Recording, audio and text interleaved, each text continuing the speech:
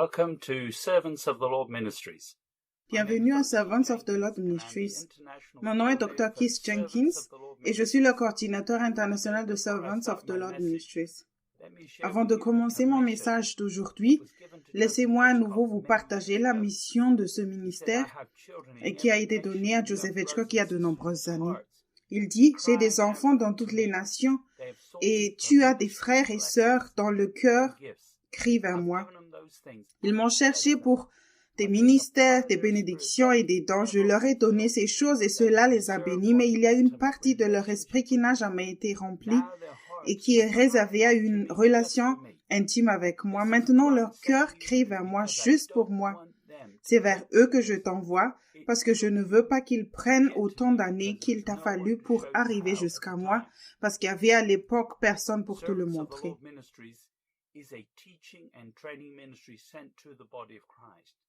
Servants of the Lord Ministries est un ministère d'enseignement et de formation envoyé au corps du Christ.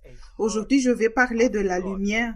Ce message s'adresse à ceux qui ont un cœur selon Dieu et qui désirent une relation plus consistante avec Dieu. Nous lisons dans Deutéronome chapitre 6, verset 4. « Écoute Israël, l'Éternel notre Dieu est le seul éternel.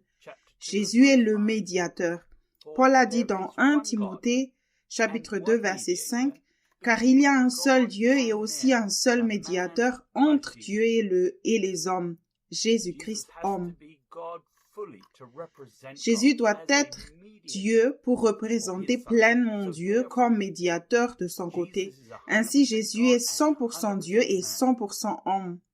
Jean a dit dans 1 Jean, chapitre 5, verset 7, « Car il y en a 3 qui rendent témoignage, le Père, la parole et le Saint-Esprit, et ces 3-là ne font qu'un. » Nous croyons que Dieu a 3 personnalités, Dieu le Père, Dieu le Fils et Dieu le Saint-Esprit.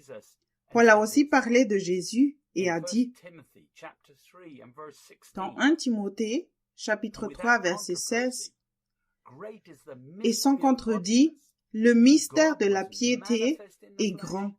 Celui qui a été manifesté en chair, justifié par l'Esprit, vu des anges, prêché parmi les nations, cru au monde, a été élevé dans la gloire. » La Trinité est un mystère qui était auparavant caché aux Juifs.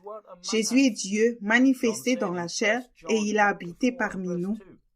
Jean a dit dans 1 Jean, chapitre 4, verset 2, selon la version Darby, « Par ceci, vous connaissez l'Esprit de Dieu. Tout esprit qui confesse Jésus-Christ venu en chair est de Dieu. » Beaucoup de religions sont similaires au christianisme, mais elles ne croient pas forcément que Jésus est Dieu manifesté en chair. Ces religions ne sont pas de Dieu. Paul a dit dans 2 Corinthiens, chapitre 11, verset 14 et verset 15, « Et cela n'est pas étonnant, puisque Satan lui-même se déguise en ange de lumière. » Verset 15, « Il n'est donc pas étrange que ces ministres aussi se déguisent en ministres de justice. Leur fin sera selon leurs œuvres. »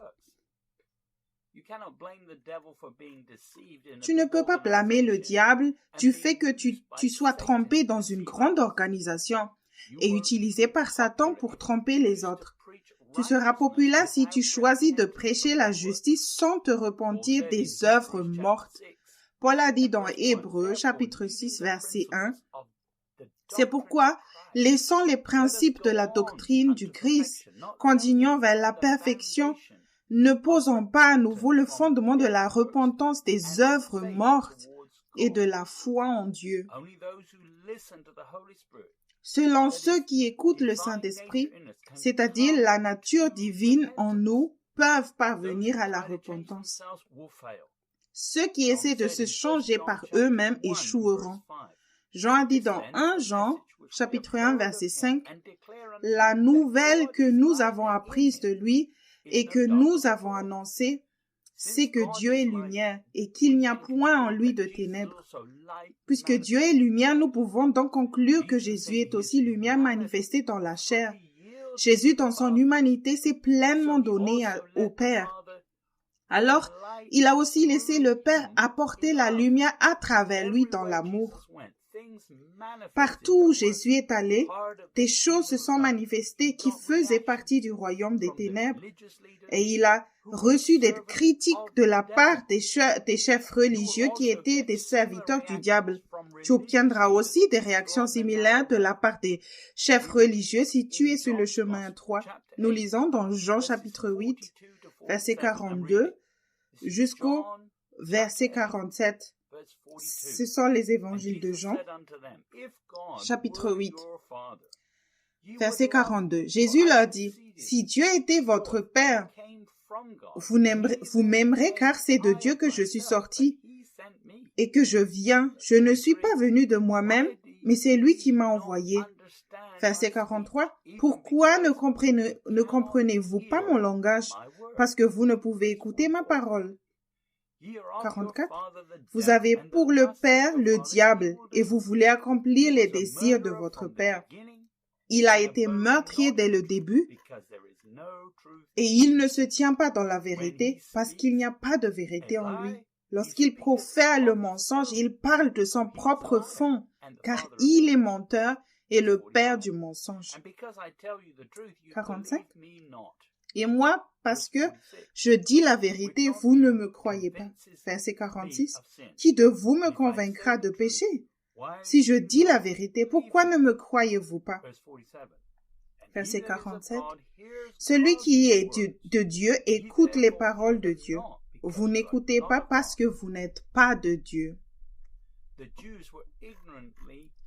Les Juifs servaient le diable par ignorance, mais s'obstinaient à résister à la vérité, car l'enseignement de Jésus exposait leurs mauvais fruits. Ils n'aimaient pas la vérité parce que Jésus est la vérité, et ils essaient de le tuer au lieu de cela.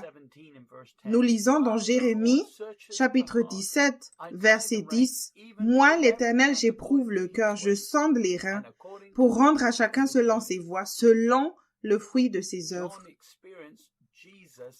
Jean a fait l'expérience personnelle de Jésus et a vu de ses yeux comment Jésus a réagi aux pressions de la vie, comment il a répondu aux Juifs et aux chefs religieux.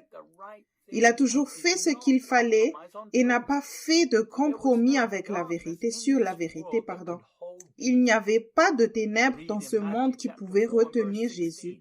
Nous lisons cela dans Matthieu chapitre 4, verset 16. Ce peuple assis dans les ténèbres a vu une grande lumière. Et sur ceux qui étaient assis dans la région de l'ombre de la mort, la lumière s'est levée.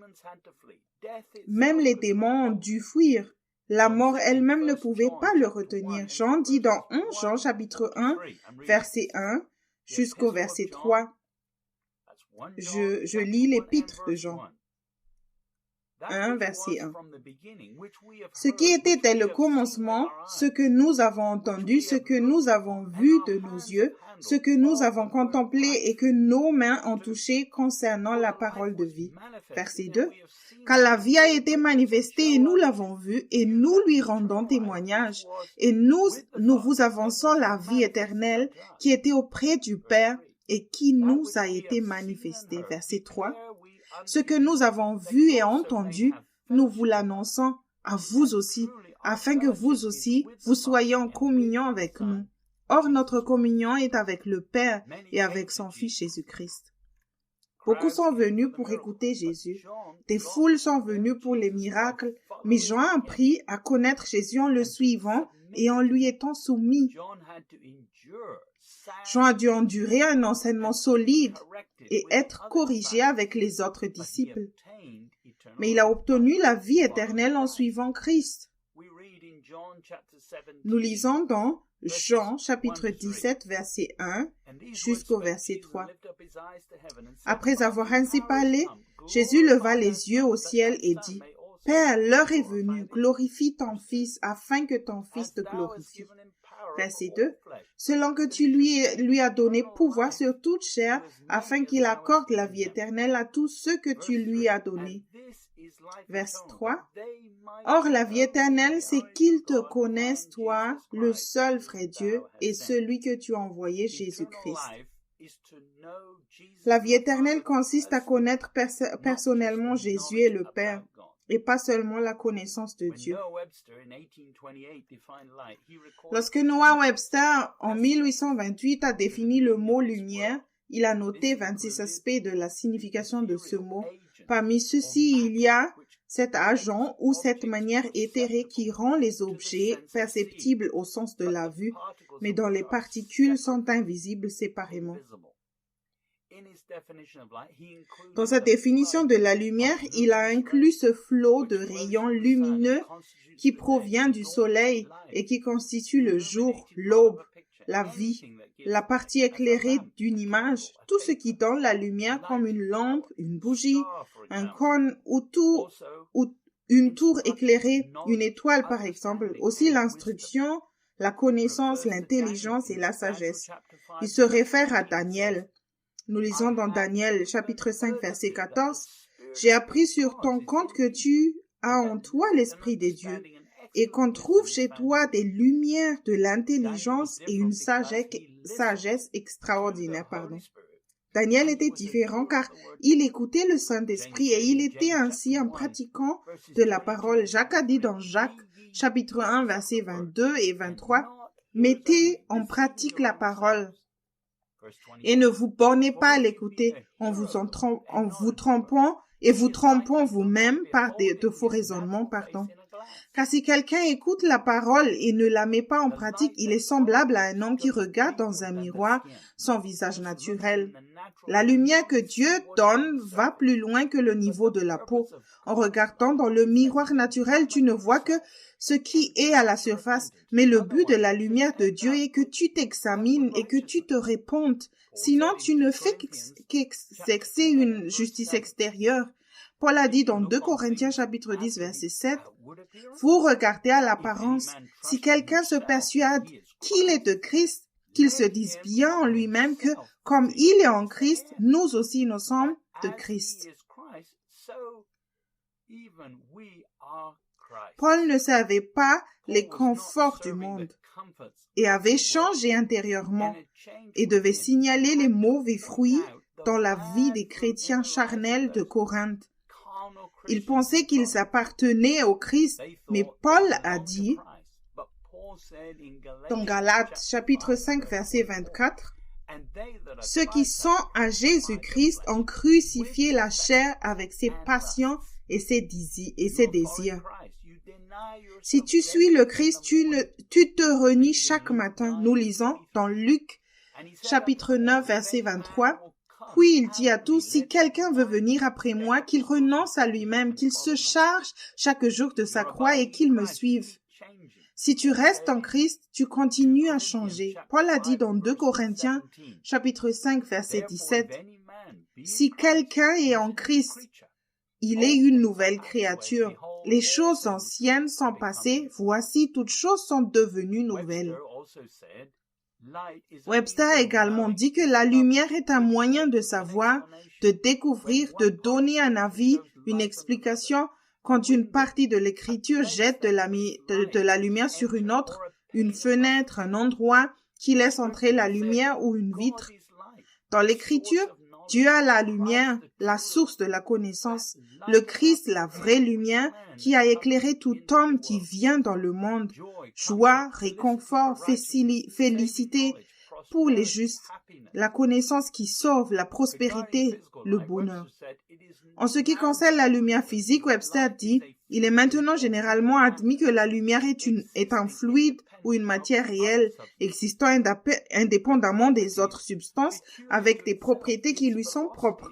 Sa vitesse est étonnante puisqu'elle traverse un espace de près de 12 millions de kilomètres en 1 minute. La lumière, lorsqu'elle est décomposée, se compose de rayons de différentes couleurs, rouge, orange, jaune, vert, bleu, indigo et violet. Le soleil est la principale source de lumière dans le système solaire, mais la lumière est également émise par les corps allumés ou en combustion et est réfléchie par les corps éclairés comme la lune. La lumière est également émise par certaines substances putréfiantes. Elle est généralement unie à la chaleur, mais elle existe aussi indépendamment de celle-ci. La lumière ne peut être définie sans Dieu, car Dieu est lumière.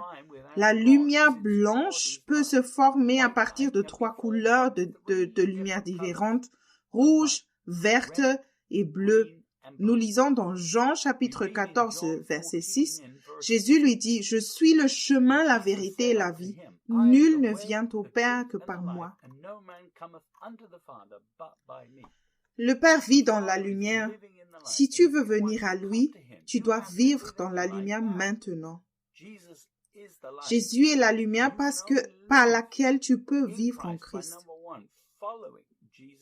Numéro 1, suivre Jésus avec consistance et tu le fais en te régnant chaque jour et en prenant ta croix. Numéro 2, obéir à la vérité et par une repentance régulière, tu es libéré de beaucoup de mensonges et de ténèbres. Numéro 3, être connecté à Dieu par la grâce au moyen de la foi et pour que tu puisses faire sa volonté parfaite et obtenir plus de lumière. Le psalmiste dit dans Psaume chapitre 43 verset 3, selon la version d'Arpi, « Envoie ta lumière et ta vérité, elles me conduiront, elles m'amèneront à ta montagne sainte et à tes demeures. » Dieu nous a envoyé cette lumière en la personne de Jésus-Christ.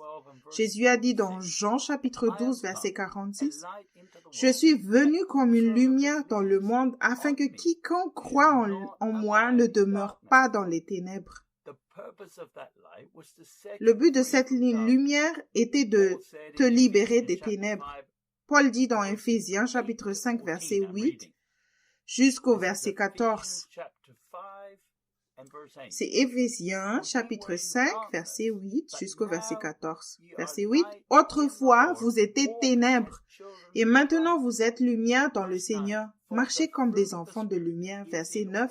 « Car le fruit de la lumière consiste en toutes sortes de bonté, de justice et de vérité. » Verset 10. « Examinez ce qui est agréable au Seigneur. » Verset 11. « Et ne prenez point part aux œuvres infructueuses des ténèbres, mais plutôt condamnez-les. » Verset 12. « Car il est honteux de dire ce qu'ils font en secret. » Verset 13. « Mais tout ce qui est condamné est manifesté par la lumière, car tout ce qui est manifesté est lumière. » Verset 14. « C'est pour cela qu'il est dit, réveille-toi, toi qui dors, relève-toi d'entre les morts, et Christ t'éclairera. » La grâce est aussi venue avec la vérité pour te donner le temps de te repentir et d'apprendre. Nous lisons dans Jean chapitre 1 verset 17. « Car la loi a été donnée par Moïse, la grâce et la vérité sont venues par Jésus-Christ. Sans la grâce et la vérité, nous ne pouvons pas venir en sa présence et demeurer dans la lumière. Il y a une période initiale où tu entres dans la lumière, même s'il y a encore du péché dans ta vie. Cependant, selon Éphésiens 5, les enfants de la lumière, numéro 1, produisent facilement le fruit de l'esprit. Numéro 2, plaisent à Dieu avec des œuvres qui lui sont agréables par l'esprit, parce qu'ils écoutent sa voix. Numéro 3, ne compromettent pas la vérité à la communion avec d'autres qui vivent dans les ténèbres. Numéro 4, ne sont pas morts spirituellement, mais éveillent aux priorités de Dieu. Numéro 5, ont plus de lumière en suivant Christ quotidiennement. Quand tu vis en Christ, tu vas perdre de vieux amis et en gagner de nouveaux parce que tu es sur le chemin étroit. Nous lisons dans Jean chapitre 12, verset 35 et verset 36. Jésus leur dit, « La lumière est encore pour un peu de temps au milieu de vous. Marchez pendant que vous avez la lumière, afin que les ténèbres ne vous surprennent point.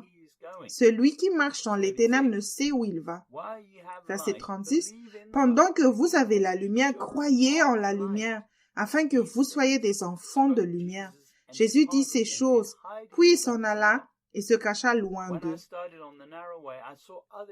Quand j'ai commencé sur le chemin étroit, j'ai vu d'autres jeunes gens suivre les conforts de la chair dans leur propre sagesse. Plus tard, ils ont manqué de temps et Dieu ne les a pas utilisés car ils n'ont pas grandi spirituellement.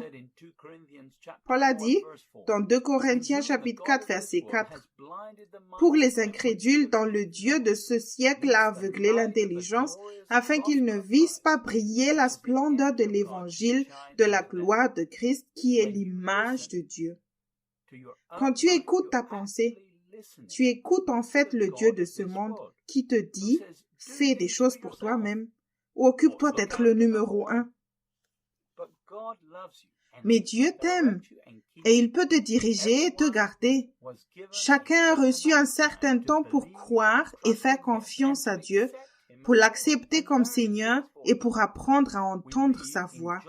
Nous lisons dans Jean, chapitre 10, verset 24 jusqu'au verset 27. Les Juifs l'entourèrent et lui dirent, « Jusqu'à quand tiendras-tu notre esprit en suspense? Si tu es le Christ, dis-le-nous franchement. » Verset 25, Jésus leur répondit, « Je vous l'ai dit, et vous ne me croyez pas. Les œuvres que je fais au nom de mon Père rendent témoignage de moi. » Verset 26, « Mais vous ne croyez pas parce que vous n'êtes pas de mes brebis. » Verset 27, « Mes brebis entendent ma voix, je les connais et elles me suivent. » Les Juifs étaient la nation choisie par Dieu, mais ils étaient aveugles et ils n'ont pas non plus entendu la voix ni reconnu Jésus par les œuvres du Père. Dans le livre Réveillez-vous, le temps touche à sa fin, volume numéro 2, Grandir spirituellement.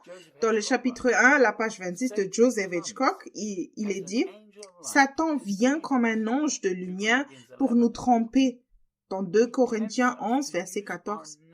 Il nous incite à utiliser notre pensée naturelle pour comprendre l'Évangile. S'il peut nous persuader d'utiliser des méthodes d'apprentissage naturelles, il lui est facile de nous prendre en captivité avec des moyens qui semblent justes. Ces méthodes ne fonctionnent que dans l'ancienne nature. Proverbe 14, verset 12 dit, « Telle voie paraît droite à un homme, mais son issue c'est la voie de la mort. » Tu gardes le diable à l'écart en choisissant le système d'apprentissage de Dieu et en le faisant Seigneur. Pierre parle de sa merveilleuse lumière dans 1 Pierre chapitre 2 verset 1 jusqu'au verset 10.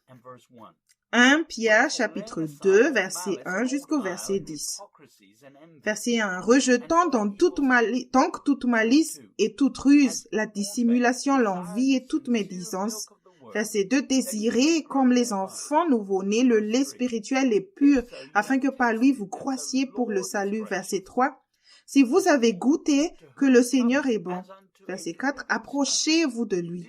Pierre vivante, rejetée par les hommes, mais choisie et précieuse devant Dieu. Verset 5.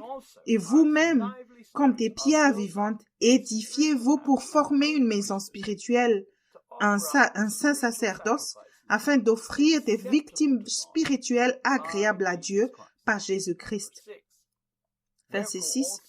Car il est dit dans l'Écriture, « Voici, je mets en Sion une pierre angulaire, choisie, précieuse, et celui qui croit en elle ne sera point confus. » Verset 7.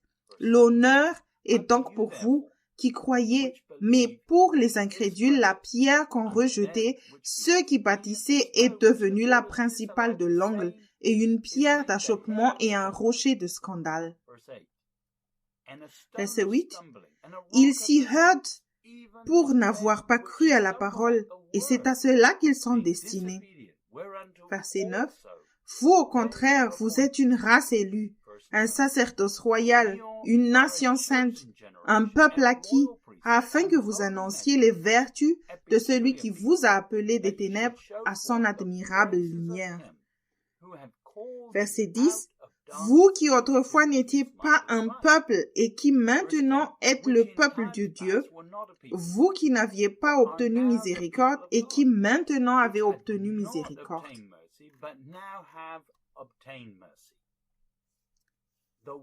Le monde a rejeté la seigneurie de Christ pour qu'ils puissent faire ce qu'ils veulent. Tu pourrais encore croire en toi-même ou en tes propres capacités si tu n'as pas fait tes premières œuvres correctement. Ne te trompe pas toi-même. Tu as toujours une confiance têtue en toi parce que tu veux aussi faire ce que tu veux, comme tout le monde. L'offre qui t'est faite ici est de devenir à lui. Dans 1 Pierre, chapitre 2, verset 5 de la Bible amplifiée, il est dit: Venez, et comme des pierres vivantes, construisez-vous une maison spirituelle pour un sacerdoce saint, ça veut dire dédié, consacré, afin d'offrir des sacrifices spirituels acceptables et agréables à Dieu par Jésus-Christ. Tu es appelé à être une pierre vivante et à prendre ta place en Christ et à ne rien faire sans le Saint-Esprit. C'est ce qui te rend spirituel. Alors tu ne fais plus d'œuvres religieuses mortes, mais tu fais des sacrifices spirituels qui plaisent à Dieu. Le mot pierre chez Strong est le numéro 3036. Apparemment, c'est un mot primaire qui veut dire une pierre au sens propre ou figuré, moulin, trébuchement, pierre. Ta nouvelle vie peut sembler étrange aux autres parce que ta vie est maintenant basée sur ce que Dieu dirige et rien d'autre. Les autres font simplement ce qu'ils veulent quand ils le veulent. Ils ne comprendront pas. Le mot vivante dans Strong est le numéro 2198 et c'est un verbe primaire qui veut dire vivre au sens propre ou figuré, vie, être vivant, vigueur. Tu dois commencer comme un moulin pour Jésus. De toute façon, tu es une statue sans Dieu, mais maintenant c'est lui qui accélère ce que tu fais et ne fais pas en entendant sa voix. Dans 1 Pierre, chapitre 2, verset 6, dans la Bible amplifiée, il est dit: Car c'est ainsi qu'elle se trouve dans l'Écriture. Voici que je pose en Sion une pierre angulaire, précieuse et choisie, et celui qui croit en lui, ça veut dire qui adhère, se confie et s'appuie sur lui, ne sera jamais déçu ni confus. Ce qui est construit sur la pierre angulaire, est précieux, parce que Jésus est Seigneur et ce qui vient de Dieu à travers toi est précieux. Tu deviens un joyau si tu laisses sa vie couler à travers toi et en obéissant au Saint-Esprit. Le mot croire dans la Bible amplifiée signifie adhérer, se confier et s'appuyer sur lui et non pas s'accrocher au confort du monde. Le mot merveilleux dans l'ouvrage de Strong est le numéro 2298. Il est tiré d'un autre mot qui veut dire émerveillé, c'est-à-dire par implication formidable, merveilleux. Peut-être que tu ne crois pas que la lumière de Dieu est merveilleuse car tu es encore tiède. Tu ne crois pas que Dieu t'aime vraiment. Paul a dit dans Hébreux, chapitre 11, verset 6. Or, sans la foi, il est impossible de lui être agréable, car il faut que celui qui s'approche de Dieu croit que Dieu existe et qu'il est le rémunérateur de ceux qui le cherchent. Si tu viens à Dieu, tu dois croire qu'il est aussi amour, car Dieu est amour. Les récompenses viendront plus tard en cherchant ses commandements. Jean a dit dans 1 Jean chapitre 4 verset 16, « Et nous avons connu l'amour que Dieu a pour nous, et nous y avons cru.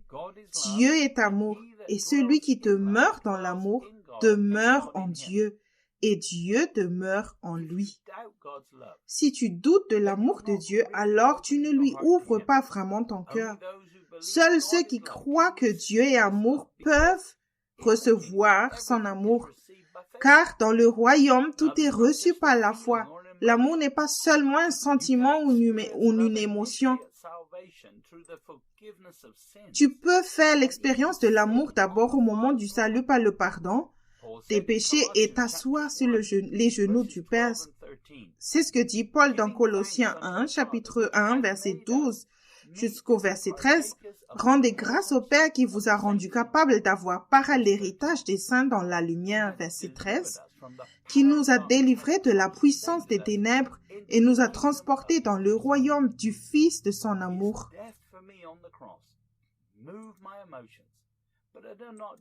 Sa mort pour moi à la croix a ému mes émotions, mais je n'ai pas fait mes premières œuvres correctement. Au moment de mon salut, je récoltais les conséquences de mon propre péché et de ma désobéissance. Il m'a donné un nouveau départ.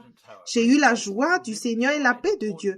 Mais notre héritage est basé sur le fait de vivre dans la lumière selon Paul et ne pas juste visiter la lumière. Après ma première expérience de salut, on m'a dit que je suis maintenant en Christ, mais je ne me suis pas soumis à Christ et je ne l'ai pas fait, Seigneur. Je me suis trompé moi-même sur le fait que je demeurais, mais les choses anciennes ne passaient pas. Aussi, je n'ai pas pris le chemin étroit.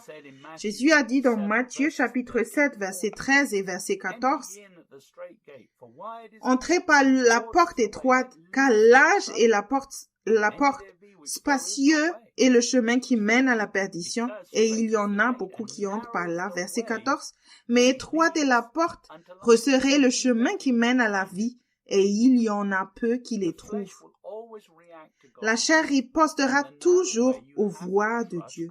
Sur le chemin étroit, tu dois faire confiance à Dieu, pas seulement pour un événement, mais pour chaque pas. C'est inconfortable pour la chair sur le chemin étroit et la chair mourra. Mais dans son royaume, il y a la paix et la joie pour compenser cela. Paul a dit dans Romains chapitre 14, verset 17, « Car le royaume de Dieu, ce n'est pas le manger et le boire, mais la justice, la paix et la joie par le Saint-Esprit. » Le royaume de Dieu est le seul endroit sur qui soit à l'abri du diable. Crois qu'il t'aime demande un pas de foi. Si tu écoutes tes propres sentiments et émotions, tu ne croiras pas. Si Jésus est ton premier amour, tu ne laisses rien se mettre entre toi et lui. Ne te trompe pas toi-même. Rien de valeur éternelle n'a lieu quand tu es séparé de lui par le péché. J'ai toujours entendu Joseph le dire dans ses messages. Je suis l'un des repenteurs les plus rapides dans les affaires de Dieu. Joseph a pu se remettre immédiatement en présence de Dieu, apprendre de ses erreurs, faire l'expérience de son amour, de sa joie et de sa paix. Paul a dit dans Hébreux chapitre 4 verset 16, Approchons-nous donc avec assurance du trône de la gloire, afin d'obtenir miséricorde et de trouver grâce pour être secouru dans nos besoins. Si tu ne peux toujours pas revenir immédiatement dans la présence de Dieu, tu as une certaine incrédulité qui t'empêchera d'y entrer.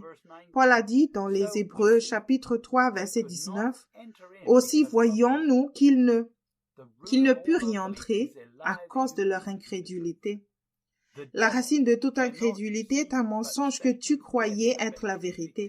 Le diable ne peut pas te tromper, mais Satan obtient la victoire parce que tu aimes toujours ce monde et les conforts de la chair plus que Dieu. Nous lisons dans Apocalypse chapitre 12, verset 11. Ils l'ont vaincu à cause du sang de l'agneau et à cause de la parole de leur témoignage, et ils n'ont pas aimé leur vie jusqu'à craindre la mort.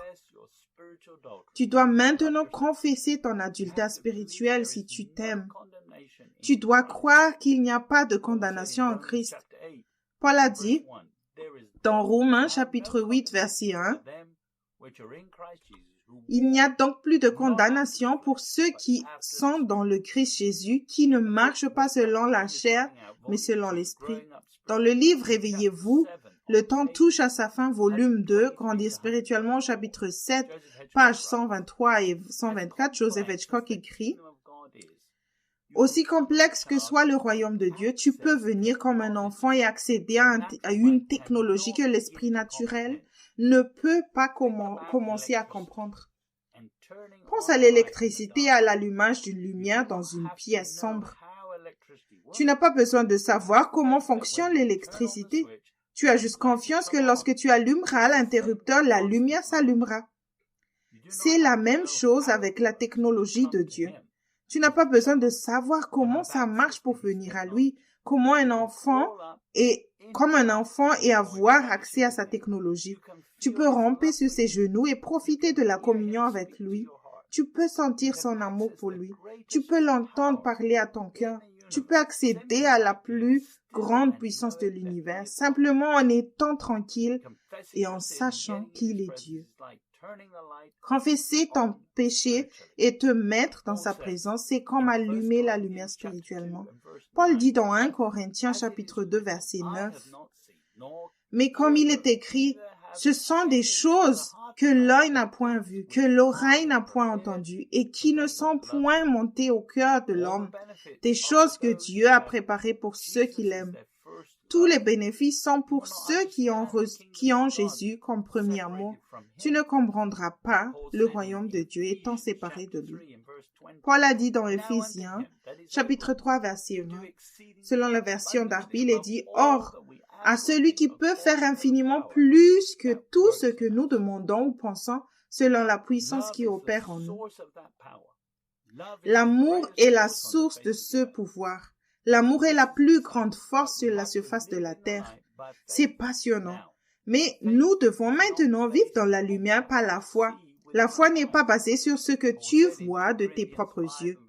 Paul a dit dans 2 Corinthiens chapitre 5 verset 7, « Car nous marchons par la foi et non par la vue. » Dans le livre « Réveillez-vous, le temps touche à sa fin », volume 2, Grandir spirituellement, dans le chapitre 1 à la page 7, Joseph Hitchcock écrit, « La vérité est révélée et confirmée par l'Esprit de Dieu. Tout ce que tu crois doit être confirmé par l'Esprit avant que tu ne libères ta foi en lui. Rappelle-toi, ce que tu crois savoir t'empêche de savoir ce que Dieu veut que tu saches. La foi est fondée sur l'écoute de Dieu par la grâce au moyen de la foi. » C'est ce que Pierre dit dans 2 Pierre chapitre 1 verset 4. « Lesquels nous assurent de sa part les plus grandes et les plus précieuses promesses, afin que par elles vous deveniez participants de la nature divine, en fuyant la corruption qui existe dans le monde par la convoitise. » Si tu lui fais confiance et que tu écoutes sa voix pour te diriger, tu obtiens à la place la précieuse promesse afin de pouvoir échapper à la corruption qui est dans le monde et devenir un serviteur de Dieu. Tu ne seras pas déçu et tu n'auras pas honte.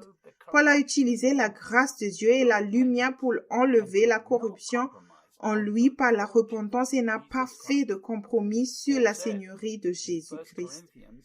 Paul a dit dans 1 Corinthiens chapitre 3 verset 10. C'est 1 Corinthiens chapitre 3 versets 10 et 11. « Selon la grâce de Dieu qui m'a été donnée, j'ai posé le fondement comme un sage architecte et un autre bâtit dessus. Mais que chacun prenne garde à la manière dont il bâtit dessus. » Verset 11. « Car personne ne peut poser un autre fondement que celui qui a été posé, savoir Jésus-Christ. » L'homme a rejeté la seigneurie de Jésus, mais c'est la seigneurie de Christ qui fait que tout fonctionne. Sa seigneurie par l'Esprit est maintenant devenue la clé du salut, de la sanctification et du chemin de la vie. Le psalmiste dit dans Psaume chapitre 118, versets 22 et 23, Psaume 118, versets 22 et 23. Verset 22, « La pierre qu'ont rejetée ceux qui bâtissaient est devenue la principale de l'angle. » 23, « C'est de l'Éternel que cela est venu, c'est un prodige à nos yeux. » La pierre angulaire est merveilleuse si tu as accepté Christ comme Seigneur. Dieu est saint. Peut-être que tu doutes et que tu ne peux pas retourner dans sa présence. Peut-être que tu as besoin de revoir tes premières œuvres. Tu as été sauvé par la grâce au moyen de la foi. Revois les points suivants. Numéro 1. L'esprit en toi signifie que tu es appelé à être saint. Pierre dit dans 1 Pierre chapitre 1 verset 15, « Mais puisque celui qui vous a appelé est saint, vous aussi soyez saints dans toute votre conduite. » ou conversation. La sainteté n'est pas négative. La révélation est une lumière qui révèle une zone de ténèbres dans laquelle tu marches en utilisant ta propre raison. Il sait de quelle manière tu es encore contrôlé par le diable à travers la chair. Numéro 2, la conviction est une bénédiction. La conviction est aussi l'espérance de la gloire et le signe que tu as été choisi. Paul dit dans 2 Thessaloniciens chapitre 2 verset 13. Pour nous, frères bien-aimés du Seigneur, nous devons à votre sujet rendre continuellement grâce à Dieu parce que Dieu vous a choisi dès le commencement pour le salut par la sanctification de l'Esprit et par la foi en la vérité. L'Esprit ne témoignera pas de mauvais fruits pour que tu les reconnaisses et que tu te répandes. Dieu t'aidera également à aller à la racine du péché. Si Dieu t'a choisi pour la repentance, il pense que tu peux être changé et que rien n'est trop dur pour lui. Numéro 3, il résiste aussi à la chair en nous parce qu'il nous aime. Jésus a dit dans Apocalypse chapitre 3 verset 19, « Moi je reprends et je châtie tout ce que j'aime. Et donc du zèle et répands-toi. » Il n'est pas corrompu et aveugle par une fausse humilité et des actes d'abnégation. Numéro 4. Tu te sens en insécurité dans ce monde. C'est très bien, parce que tu as besoin de t'engager sur le chemin étroit et que ta sécurité doit être en lui. Ne cherche pas des prétextes. Numéro 5. Si tu as la convoitise de la chair et que tu ne peux pas facilement faire ce que tu veux, c'est aussi une bénédiction.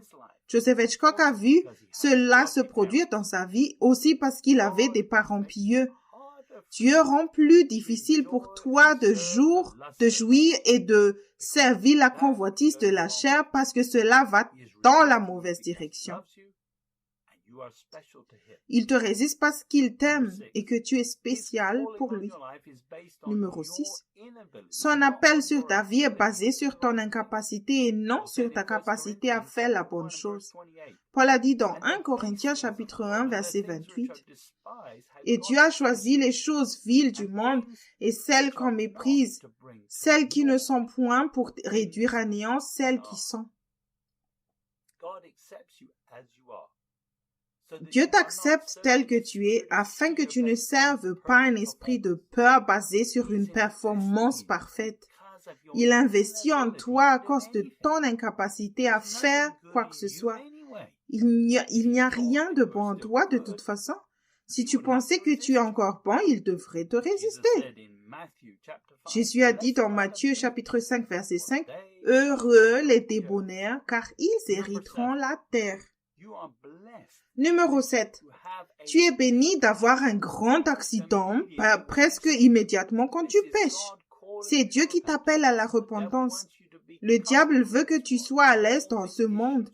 Avec tous les problèmes auxquels tu es confronté, si tu ne restes pas concentré, tu tombes très vite dans un fossé. Ceci est conçu par Dieu pour que tu te repentes et que tu t'accroches à lui. Dans le livre « Réveillez-vous, le temps touche à sa fin », volume 2, Grandir spirituellement, chapitre 1, page 27, George Hitchcock parle du principe de l'autel. Il dit, « Pour expliquer la confiance que tu as dans le Seigneur de tout ton cœur, j'utilise l'illustration d'un grand hôtel ayant 1000 chambres. Chaque chambre est une partie de ta nature. Peut-être que dans 50 de ces chambres, tu fais confiance à Dieu, mais tu as 950 chambres dont tu ne lui fais pas confiance. Nous avons tendance à ouvrir les portes une à une. En une seule décision, j'ai choisi de donner à Dieu le passe-partout qui a ouvert les 1000 pièces.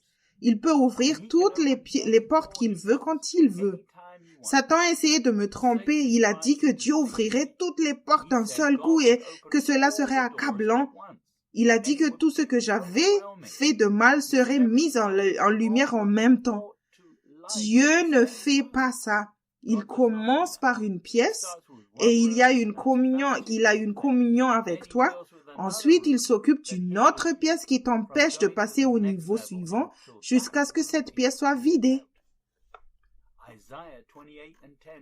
Ésaïe, chapitre 28, verset 10 dit, « Car c'est précepte sur précepte, précepte sur précepte, règle sur règle, règle sur règle, un peu ici, un peu là. » Pour plus d'informations sur la confiance en Dieu, lisez le chapitre 11 de la saine doctrine de Joseph Hitchcock. Tous les domaines de ta vie doivent être réexaminés maintenant que tu sois né de nouveau. Les domaines qui sont encore fermés dans ton cœur sont des limites que tu t'es fixées pour te protéger du chagrin, de la douleur et de la souffrance que tu as pu connaître auparavant. Paul a dit dans Galates chapitre 6 versets 7 et 8, « Ne vous y trompez pas, on ne se moque pas de Dieu. Ce qu'un homme aura semé, il le moissonnera aussi. » Verset 8. « Celui qui sème pour sa chair moissonnera de la chair la corruption, mais celui qui sème pour l'esprit moissonnera de l'esprit la vie éternelle. » Toutes les douleurs et les souffrances qui venaient d'une vie de péché, tu n'as plus à les craindre maintenant que tu sers Dieu. Tu dois être fidèle à la vérité qu'il révèle et non à ton propre cœur, tes émotions et tes sentiments. Jésus a dit dans Matthieu chapitre 21, verset 44, « Celui qui tombera sur cette pierre s'y brisera, et celui sur qui elle tombera sera écrasé. » Le rocher qui tombe sur toi est Dieu qui te permet de récolter en une seule fois ce que tu as semé pendant de nombreuses années. Chaque jour, les gens récoltent une petite quantité de ce qu'ils ont semé dans la chair et même cela rend la vie sur terre misérable. Quand tu récoltes instantanément tout ce que tu sèmes, tu seras écrasé, mais pas complètement détruit à cause de l'amour de Dieu. Cela te donne une chance de te repentir. C'est toujours mieux que de continuer dans la chair.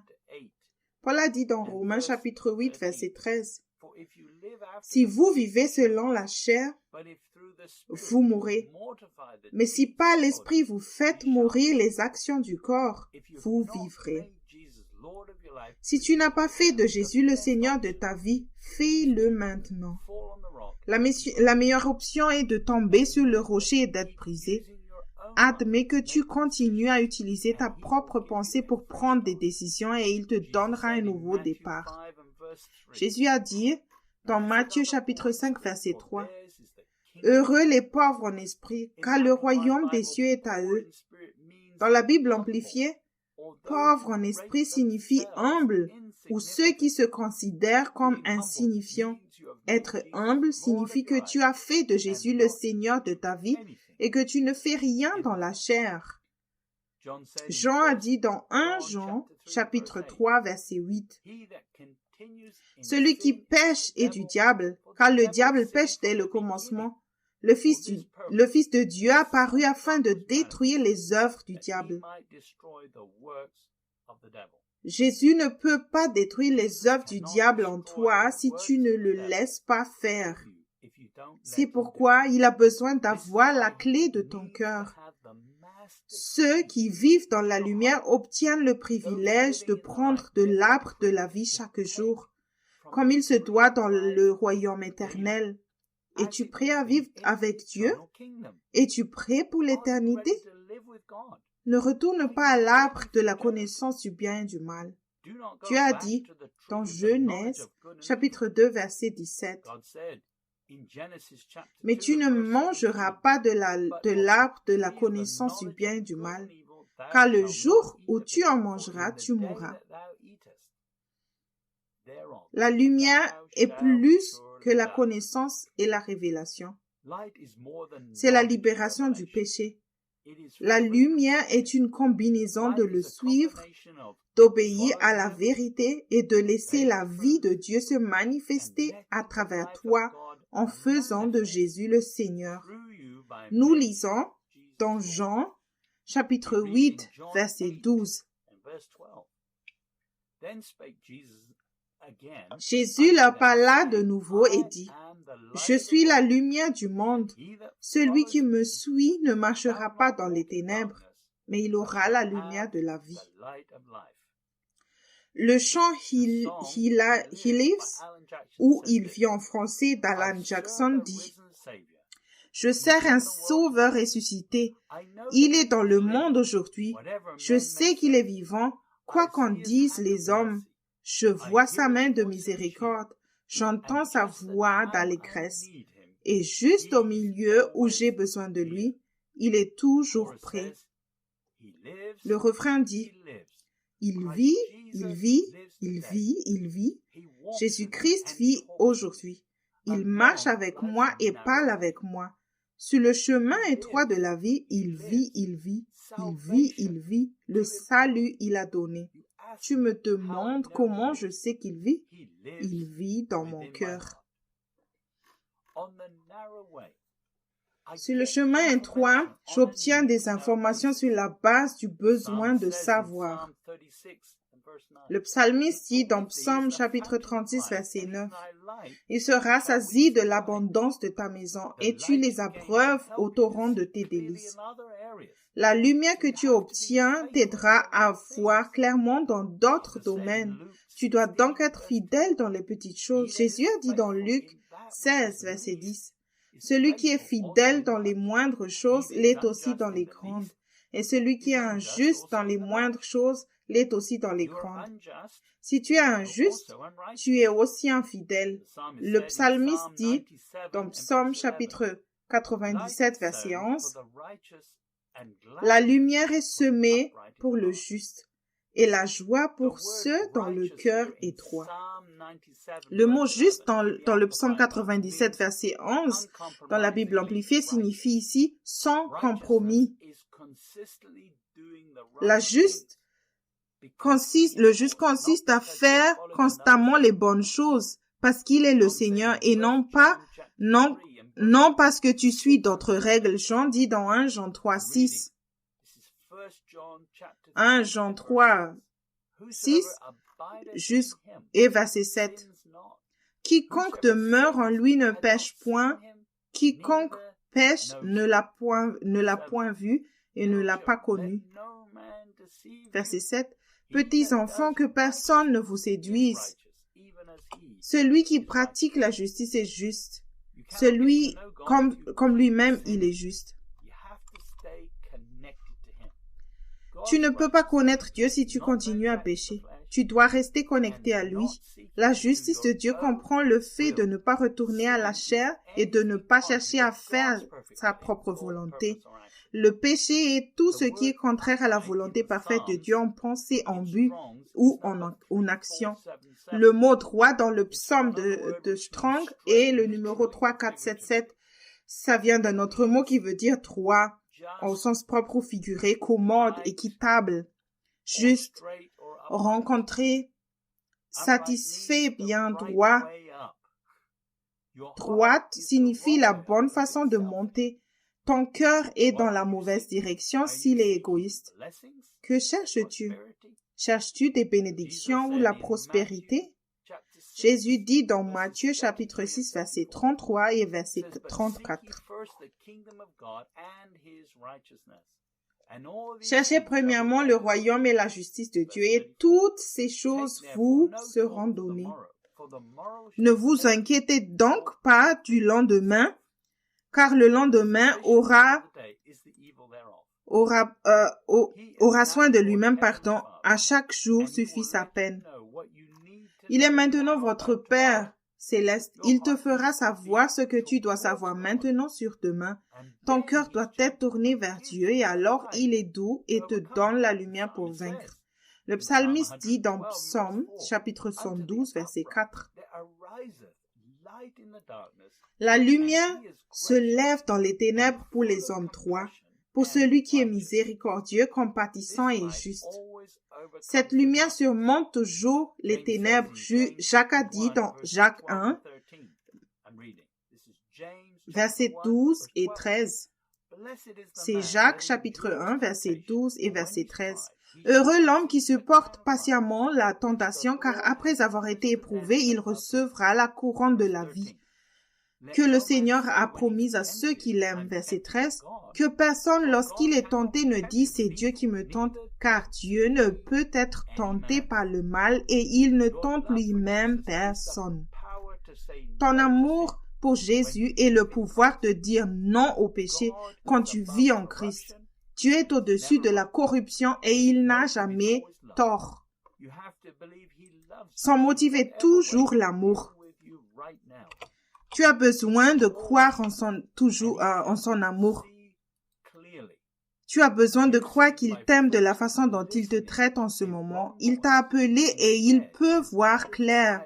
Tu pèches en écoutant d'abord une mauvaise voix et c'est pourquoi tu as besoin d'être corrigé.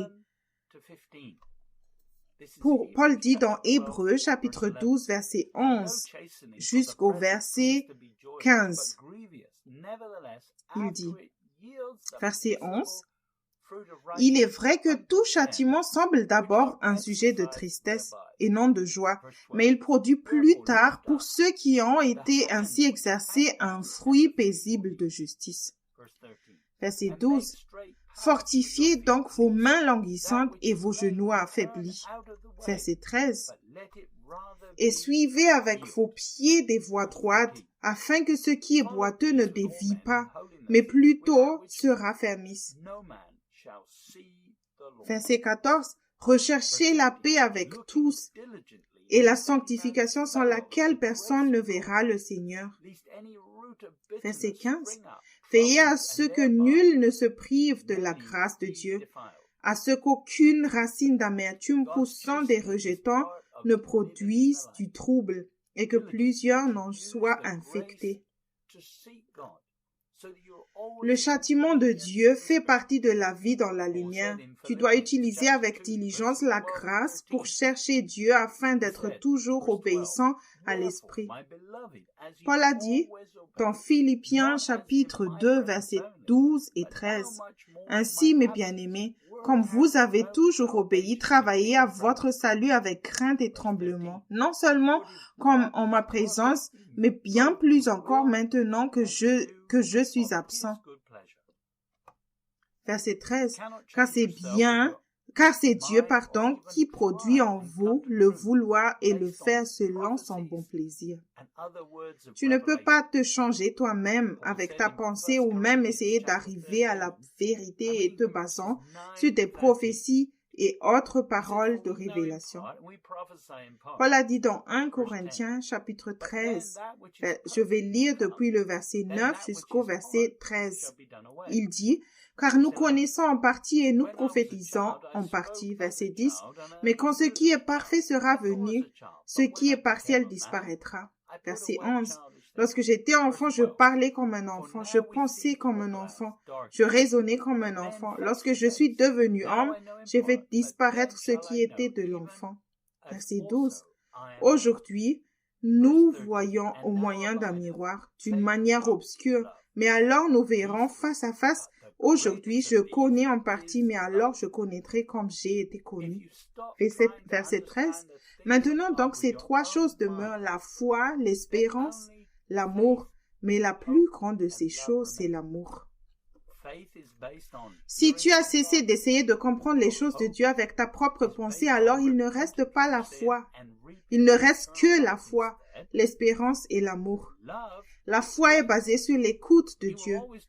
Ton espérance est basée sur la repentance du péché et sur la récolte de la vie éternelle.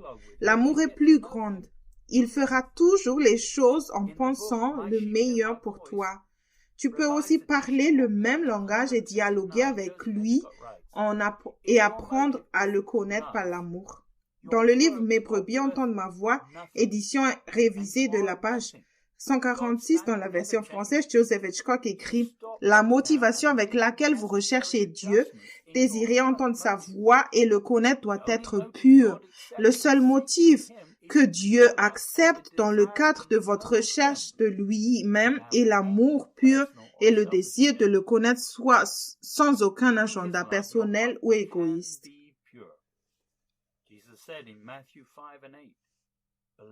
Grâce à son amour, ton cœur peut être pur. Jésus a dit dans Matthieu chapitre 5 verset 8, « Heureux ceux qui ont le cœur pur, car ils verront Dieu. » Nous montrons notre amour pour Dieu en cherchant ses commandements. Jésus dit à ses disciples dans Jean, chapitre 14, verset 13 jusqu'au verset 15. Je lis depuis le verset 13. « Et tout ce que vous demanderez en mon nom, je le ferai, afin que le Père soit glorifié dans le Fils. » Verset 14. « Si vous demandez quelque chose en mon nom, je le ferai. » Verset 15. « Si vous m'aimez, gardez mes commandements. » Quand tu suivras Christ, tu recevras des commandements d'amour et dans ces conditions, tu peux tout demander parce que Jésus est ton premier amour. Chaque commandement au début peut être différent parce que chacun est spécial. Mais ce qu'il te donne comme commandement est ce sur quoi tu dois travailler en premier. Le livre Lumière de Joseph Hitchcock est un livre qui apporte la lumière et la révélation de Dieu sur 23 domaines clés, dont foi, autorité, jugement, les 5 ministères, l'onction, les 3 témoins infaillibles qui confirment que tu entends de Dieu. Le livre Lumière a été écrit pour les enfants de Dieu qui sont des lumières dans un monde de ténèbres et qui désirent briller encore plus. Jésus a dit dans Matthieu chapitre 5 verset 14 jusqu'au verset 26. Vous êtes la lumière du monde. Une ville située sur une montagne ne peut être cachée et on n'allume pas une lampe pour la mettre sous le boisseau, mais on la met sur le chandelier et elle éclaire tous ceux qui sont dans la maison. Verset 16. Que votre lumière luise ainsi devant les hommes afin qu'ils voient vos bonnes œuvres et qu'ils glorifient votre Père qui est dans les cieux. La capacité de donner de la lumière aux autres est basée sur le fait d'être juste. Nous lisons dans Ésaïe 42, verset 6, dans la version Darby, « Moi, l'Éternel, je t'ai appelé en justice, et je tiendrai ta main, et je te garderai, et je te donnerai pour être une alliance du peuple, pour être une lumière dans les nations. » Il a promis qu'il te tiendrait la main pour que ce ne soit pas une auto-justice. Nous lisons dans Matthieu chapitre 21, verset 42 et verset 43. Jésus leur dit, « N'avez-vous jamais lu dans les Écritures, la pierre qu'ont rejetée, ceux qui bâtissaient est devenue la principale de l'angle. C'est du Seigneur que cela est venu et c'est un prodige à nos yeux. » Verset 43. C'est pourquoi je vous le dis, le royaume de Dieu vous sera enlevé et sera donné à une nation qui en rendra les fruits. Tu peux perdre le royaume si tu ne produis pas les fruits de la vie dans son royaume. Notre rôle est d'apporter aux autres la lumière et non les ténèbres. Nous lisons Ésaïe, chapitre 5, verset 20. Malheur à ceux qui appellent le mal bien et le bien mal, qui changent les ténèbres en lumière et la lumière en ténèbres, qui changent l'amertume en douceur et la douceur en amertume. Tu ne peux pas apporter la lumière aux autres sans quelques fruits de repentance. Paul disait à l'Église de vivre la vie sainte et de résister au péché. Il disait dans Colossiens chapitre 1 verset 26 jusqu'au verset 29. Colossiens chapitre 1 verset 26 jusqu'au 29. Le mystère caché de tout temps et dans tous les âges m'est révélé maintenant à ses saints. Verset 27, à qui Dieu a voulu faire connaître quelle est la glorieuse richesse de ce mystère parmi les païens, savoir Christ en vous, l'espérance de la gloire. Verset 28, c'est lui que nous annonçons, exhortant tout homme et instruisant tout homme en toute sagesse, afin de présenter à Dieu tout homme devenu parfait en Christ. Verset 29, c'est à quoi je travaille en combattant avec force qui agit puissamment en moi. Dieu peut faire un chemin là où il n'y a pas de chemin pour ceux qui veulent suivre le Christ et rester sur le chemin étroit. Il travaille en ta faveur quand tu obéis. Le christianisme n'est pas seulement une autre religion, c'est une relation avec un Dieu vivant. Ésaïe chapitre 55, verset 10 jusqu'au verset 13. Je le relis. Ésaïe chapitre 55, verset 10 jusqu'au verset 13. Comme la pluie et la neige descendent des cieux, il n'y retourne pas sans avoir arrosé, fécondé la terre et fait germer les plantes, sans avoir donné de la semence au semeur et du pain à celui qui mange.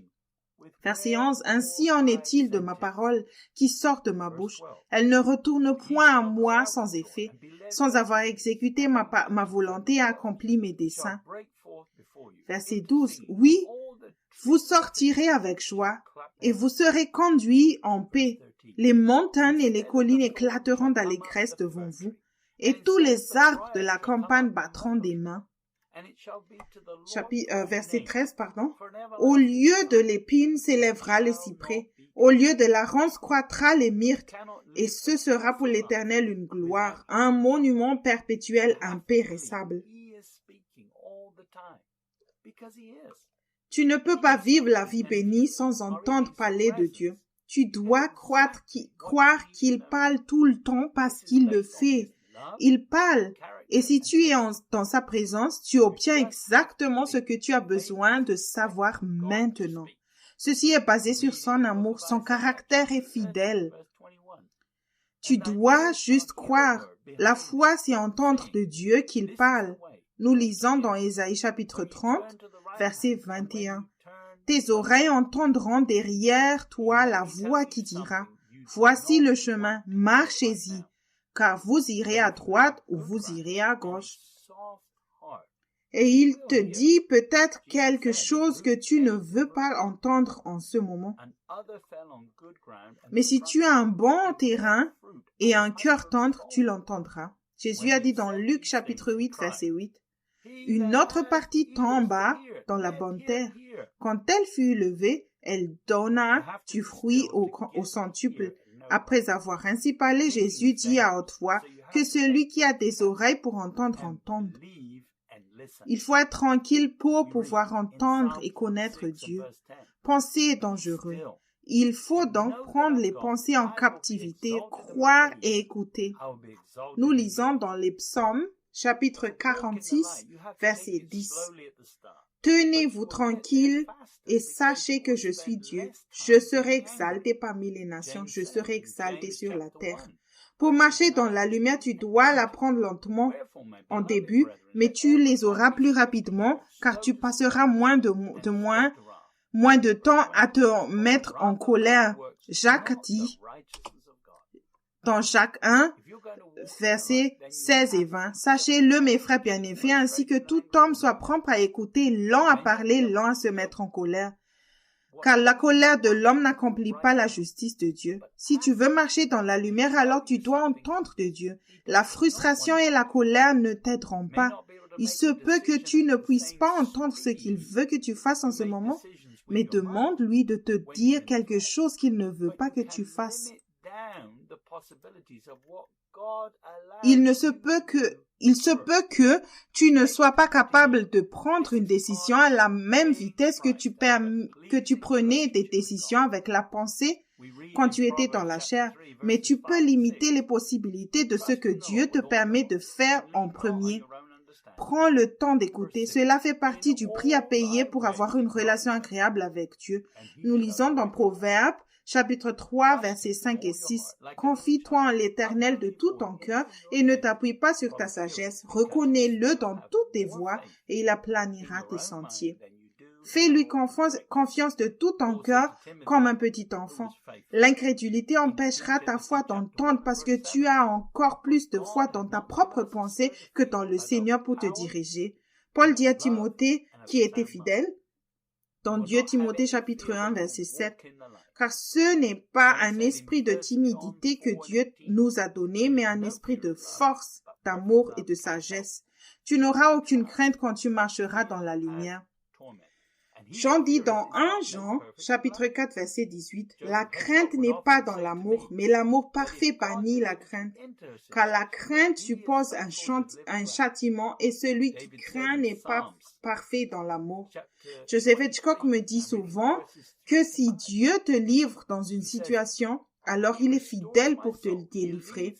David disait dans les Psaumes chapitre 23, verset 3 jusqu'au verset 5, « Il restaure mon âme, il me conduit dans des sentiers de justice à cause de son nom. » Verset 4, « Mais quand je marcherai par la vallée de l'ombre de la mort, je ne craindrai aucun mal, car tu es avec moi.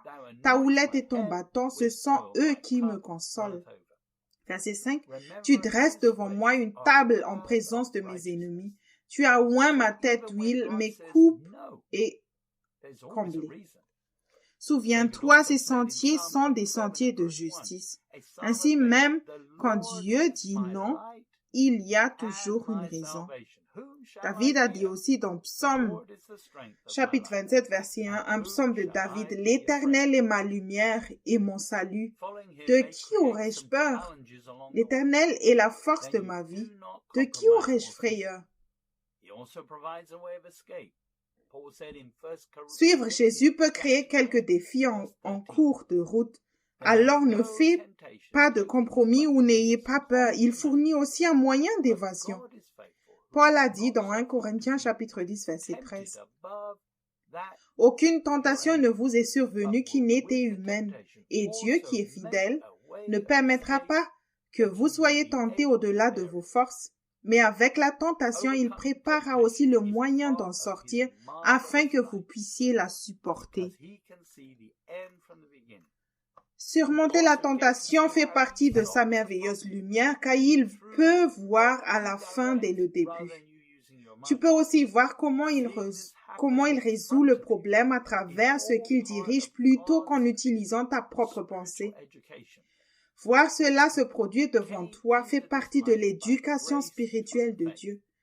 Tu es venu dans cette lumière par la grâce, par la foi. Paul dit dans Éphésiens, chapitre 2, verset 8 jusqu'au verset 10. Car c'est par la grâce que vous êtes sauvés, par le moyen de la foi. Et cela ne vient pas de vous, c'est le don de Dieu. Verset 9, ce n'est point pas les œuvres afin que personne ne se glorifie. Verset 10, car nous sommes son ouvrage ayant été créés en Jésus-Christ pour de bonnes œuvres que Dieu a préparées d'avance afin que nous les pratiquions. Le but de l'amour de Dieu est que tu te répands de ta propre seigneurie. Si tu peux encore te vanter, tu ne t'es pas repenti. Tu as failli être détruit en ce monde pour la chair. Tu dois maintenant vivre dans la lumière et faire à la place les choses qu'il a préparées à l'avance pour toi. Jésus a dit dans Luc chapitre 9, verset 24 jusqu'au verset 26.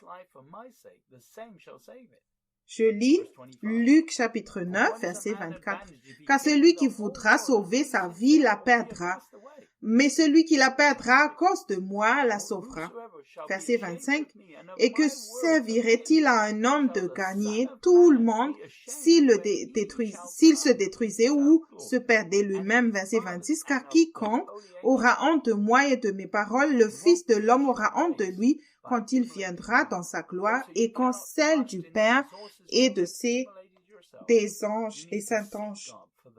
Tu ne finiras pas ta course de foi en accumulant de l'argent. Tu ne peux pas non plus faire confiance aux ressources que tu as accumulées toi-même. Tu dois chercher Dieu pour que les conditions les plus basses pour être sauvé. Tu devras renoncer à quelque chose pour finir ta course et être prêt pour son apparition. Suivre Christ est un changement de style de vie qui n'inclut pas le service des conforts du monde. Le grand évangéliste américain Charles Finney en a conduit beaucoup au Christ. Lors d'une de ses réunions d'enquête, il a dit « Le point capital a été essentiellement d'obtenir de chaque personne son plein consentement à Jésus. On leur disait que la seule difficulté était d'obtenir leur propre consentement honnête et sincère aux conditions dans lesquelles Christ les sauverait.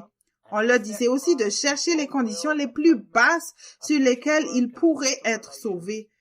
Des douleurs ont été enlevées pour faire taire le pécheur et accepter Christ, toute sa volonté, l'expiation, le travail officiel et les relations officielles. Chacun devait renoncer à tout péché, à toute excuse, à toute incrédulité, à toute dureté de cœur et à toute chose mauvaise dans le cœur, dans la vie, ici, maintenant et pour toujours. Nous étions tous complètement sales au moment de notre conversion.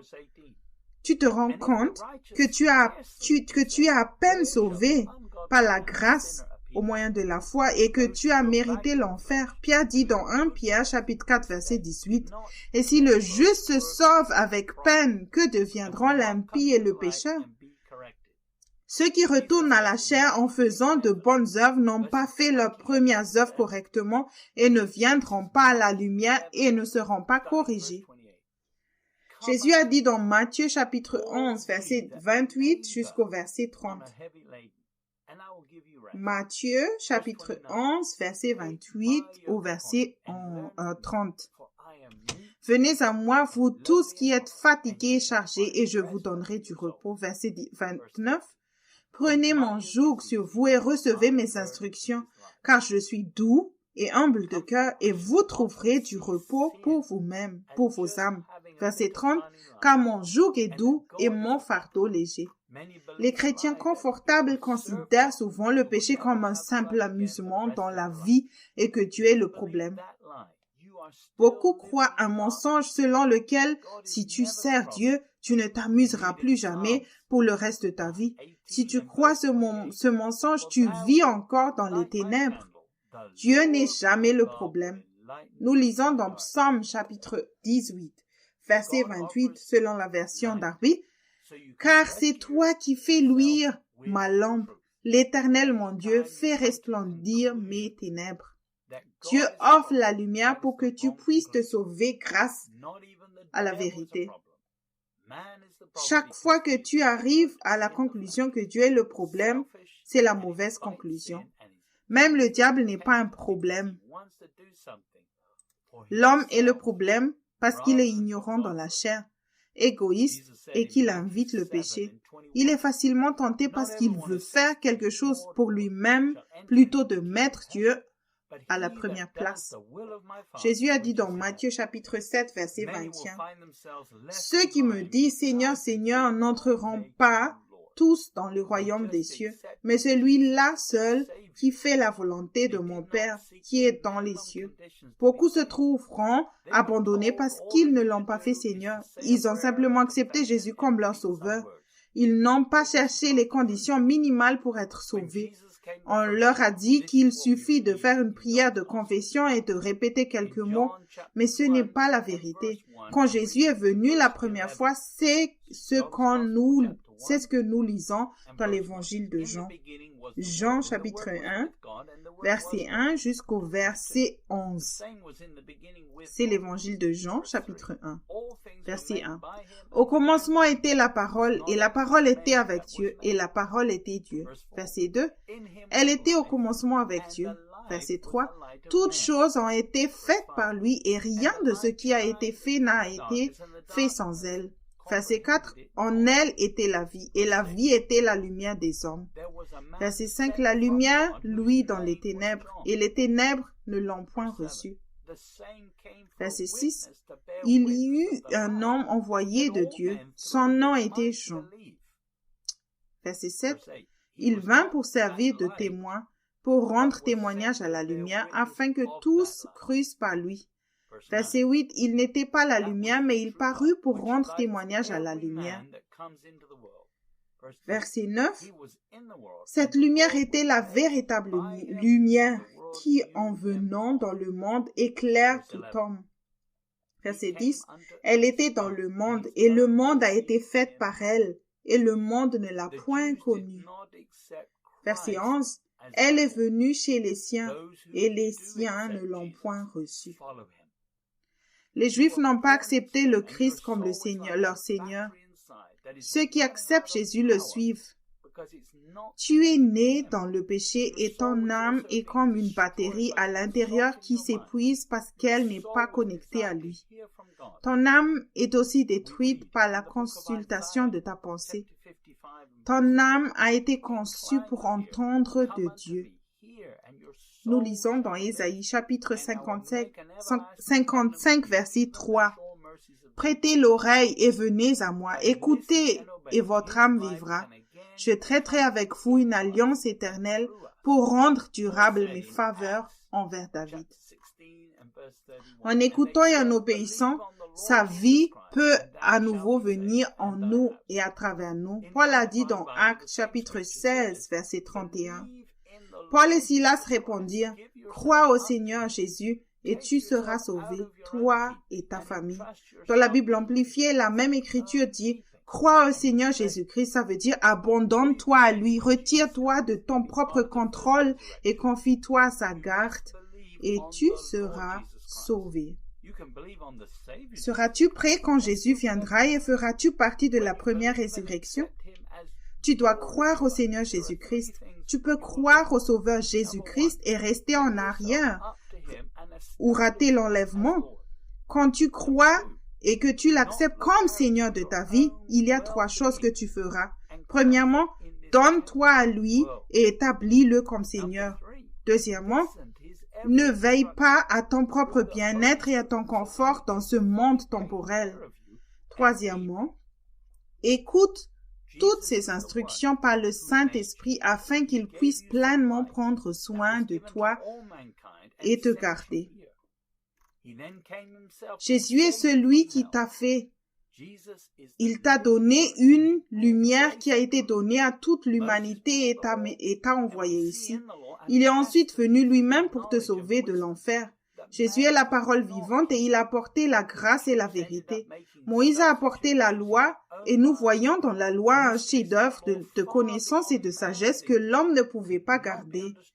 Les Juifs ont fini par en faire des substituts en utilisant leur propre raisonnement. Les mystères de la foi qui dépassent de loin l'intellect de l'homme ne pouvaient pas être compris avec l'esprit naturel et des prétextes ont été trouvés afin de se justifier. L'objectif de la loi était clair. Paul a dit dans Galates, chapitre 3, verset 22 jusqu'au verset 26.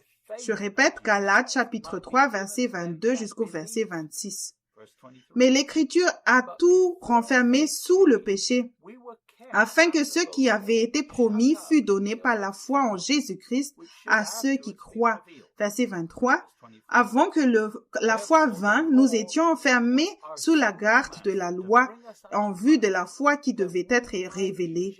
24. Ainsi, la loi a été comme un pédagogue pour nous conduire à Christ, afin que nous fussions justifiés par la foi. Verset 25.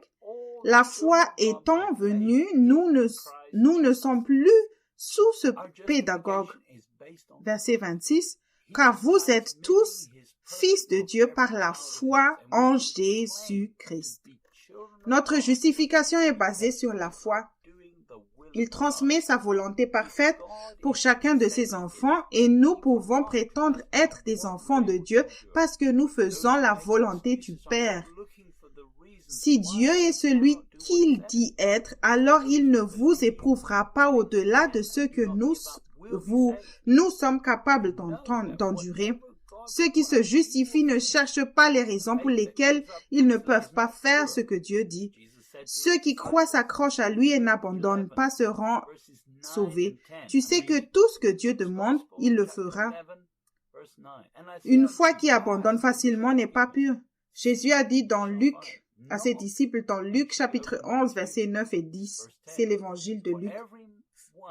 Et moi, je vous dis, demandez et l'on vous donnera, cherchez et vous trouverez, frappez et l'on vous ouvrira. Verset 10. Car quiconque demande reçoit, celui qui cherche trouve et l'on ouvre à celui qui frappe. Tu es chaud quand Jésus dirige ta vie comme Seigneur. Quand tu fais ce que tu veux, tu es froid. Jésus a dit dans Apocalypse chapitre 3, verset 14 jusqu'au verset 21. Apocalypse, chapitre 3, verset 14 jusqu'au verset 21.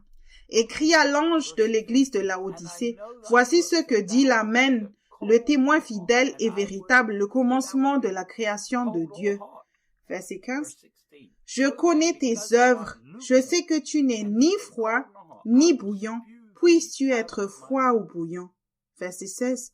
Ainsi, parce que tu es tiède et que tu n'es ni froid ni bouillant, je te vomirai de ma bouche.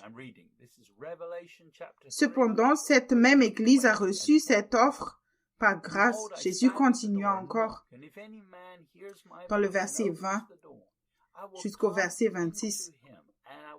Apocalypse 3, verset 20. Voici je me tiens à la porte et je frappe. Si quelqu'un entend ma voix et ouvre la porte, j'entrerai chez lui, je souperai avec lui et lui avec moi. Verset 21, Celui qui vaincra, je le ferai asseoir avec moi sur mon trône, comme moi j'ai vaincu et me suis assis avec mon Père sur son trône.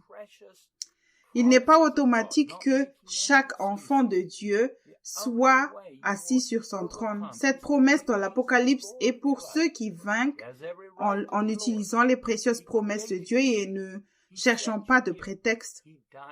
La seule façon de vaincre est de faire de Jésus Seigneur de ta vie. Il a le droit d'être le Seigneur. Il t'a créé. Il t'a envoyé ici. Il est mort pour toi. Tu lui appartiens. Paul a dit dans 1 Corinthiens chapitre 6 verset 19, « Ne savez-vous pas que votre corps est le temple du Saint-Esprit qui est en vous, que vous avez reçu de Dieu et que vous ne vous appartenez point à vous-même. » L'église de Laodicée dans le livre de l'Apocalypse était tiède. Ils devaient confesser leur véritable état, reconnaître leurs fautes et dans le cadre de leur repentance, purifier leur foi. Cela signifie que l'Église allait être mal à l'aise, mais en frappant et en cherchant la vérité, Jésus a promis l'intimité et la communion malgré leur cœur partagé. Jacques a dit dans Jacques chapitre 4, verset 8, « Approchez-vous de Dieu et il s'approchera de vous. Nettoyez vos mains, pécheurs, purifiez vos cœurs, hommes irrésolus. » Jésus n'est pas venu pour juger le monde. Cependant, nous lisons qu'il y a un jugement qui est basé sur le fait de ne pas venir à la lumière. Nous lisons cela dans Jean chapitre 3 verset 17 jusqu'au verset 21 et je lis Évangile de Jean chapitre 3 verset 17. Dieu en effet n'a pas envoyé son Fils dans le monde pour qu'il juge le monde, mais pour que le monde soit sauvé par lui. Verset 18. Celui qui croit en lui n'est point jugé, mais celui qui ne croit pas est déjà jugé, parce qu'il n'a pas cru au nom du Fils unique de Dieu. Verset 19. Et ce jugement, c'est que la lumière étant venue dans le monde, les hommes ont préféré les ténèbres à la lumière, parce que leurs œuvres étaient mauvaises. Verset 20. Car quiconque fait le mal est la lumière, et ne vient point à la lumière, de peur que ses œuvres ne soient dévoilées. Verset 21. Mais celui qui agit selon la vérité vient à la lumière, afin que ses œuvres soient manifestées, parce qu'elles sont faites en Dieu. Si tu vis dans cette lumière maintenant, tu es ouvert à la correction et au changement. Souviens-toi qu'il n'y a pas de condamnation dans la lumière. Jésus a dit dans Jean chapitre 5, verset 24, « En vérité, je vous le dis, celui qui écoute ma parole et qui croit à celui qui m'a envoyé a la vie éternelle et ne vient point en jugement, mais il est passé de la mort à la vie. » Le Père a envoyé Jésus. Si tu as déjà fait de Jésus le Seigneur et que tu fais confiance au Père pour ce dont tu as besoin chaque jour, tu ne vas pas être jugé. Jésus est notre exemple parce qu'il a aussi écouté la voix de Dieu et fait confiance au Père. Jésus a dit dans Jean, chapitre 5, verset 30, « Je ne puis rien faire de moi-même. Selon que j'entends, je juge, et mon jugement est juste, parce que je ne cherche pas ma volonté, mais la volonté de celui qui m'a envoyé. » Je n'ai qu'à plaire à Dieu et à faire sa parfaite volonté. Paul dit dans Romains chapitre 11, verset 22. Considère donc la bonté et la sévérité de Dieu. Sévérité envers ceux qui sont tombés et bonté de Dieu envers toi si tu demeures ferme dans cette bonté. Autrement, tu seras aussi retranché. Cette bonté est dans le fait que tu reçois la grâce maintenant pour que tu puisses te repentir et arrêter de pécher. Si tu ne te répands pas, tu ne continues pas dans cette bonté. Vivre dans la lumière signifie accepter sa seigneurie et travailler sur les choses qu'il te montre. Il couvre le reste. Prépare un cahier pour les moments où le Saint-Esprit te convainc en travaillant à ton propre salut et vivant dans la lumière. Nous lisons dans Job, chapitre 24, verset 13. D'autres sont ennemis de la lumière. Ils n'en connaissent pas les voies. Ils n'en pratiquent pas les sentiers. Si tu veux connaître Dieu, alors tu dois rester sur le chemin qu'il choisit pour toi. Laisse l'Esprit Saint te guider. Tu ne peux pas être le Seigneur du processus ou même décider de ce que tu vas manger et porter. Tu peux finir comme Pierre autrement en ce qui concerne la nourriture. Nous lisons dans Actes chapitre 10, verset 14. Mais Pierre dit, « Non, Seigneur, car je n'ai jamais rien mangé de souillé ni d'impur. » Si tu mélanges la loi et la grâce, le Saint-Esprit résistera et cela montre que tu ne suis pas Christ et que ta foi n'est pas pure. Tu dois décider de laisser tomber la loi et de rejeter les règles créées par l'homme.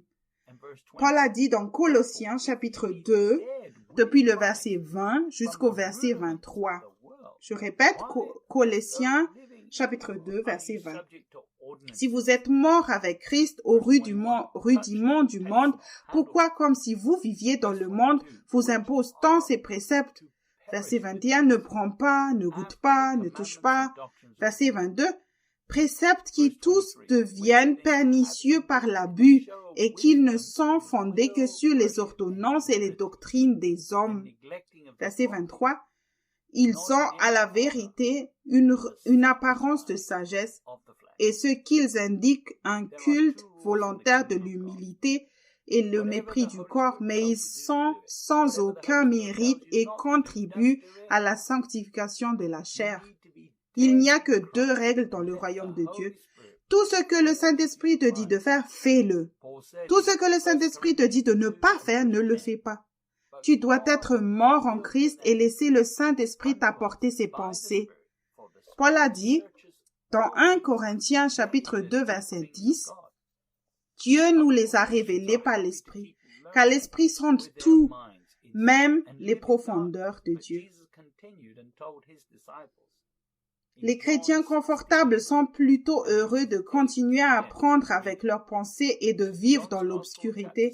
Mais Jésus a continué et l'a dit à ses disciples dans Jean, chapitre 16, verset 8 jusqu'au verset 10. Nous lisons, « Et quand il sera venu, il convaincra le monde en ce qui concerne le péché, la justice et le jugement. » Verset 9, « En ce qui concerne le péché, parce qu'il ne croit pas en moi. » Verset 10, « La justice parce que je vais au Père et que vous ne me verrez plus. » L'Esprit doit remplacer la connaissance de ce qui est bien ou mal dans ta vie. L'Esprit est à l'œuvre pour réprimander tout le monde et pour réprouver aussi quand le temps est compté.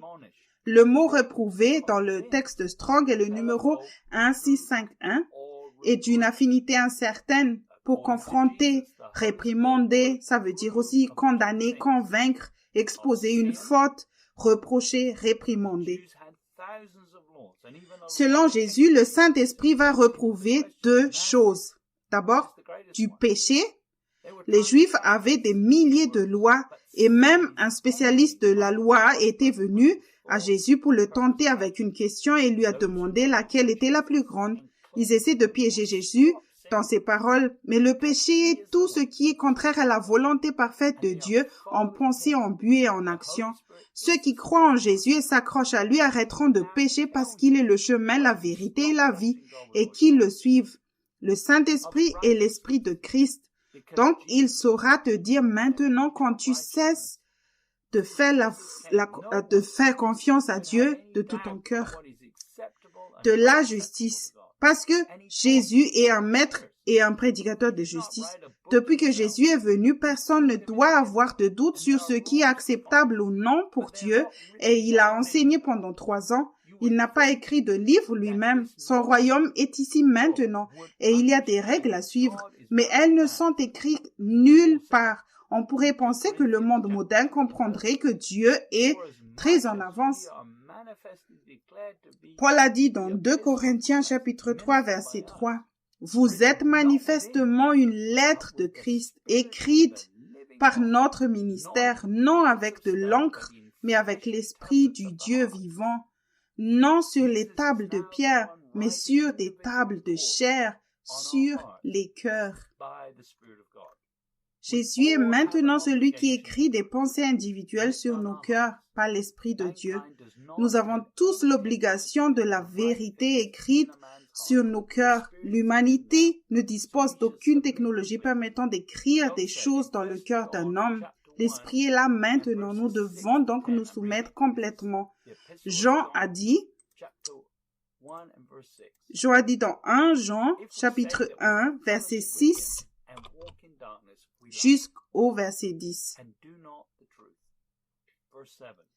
Si nous disons que nous sommes en communion avec lui et que nous marchions dans les ténèbres, nous mentons et nous ne pratiquons pas la vérité.